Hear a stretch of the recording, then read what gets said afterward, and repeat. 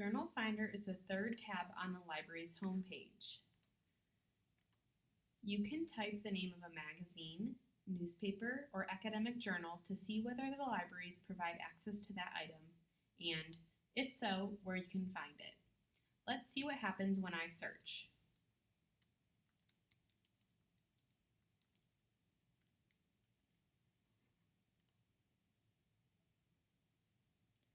As you can see, searching for National Geographic returns several publications in that family.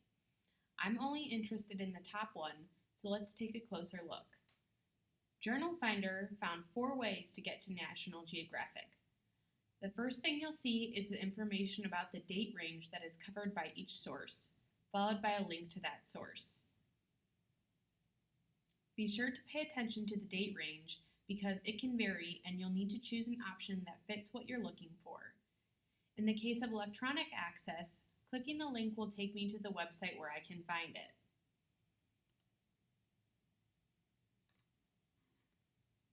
If it's something we have in print, it will take me to the Consort catalog record, which lists a location and a call number where I can find what I need, just like with a book.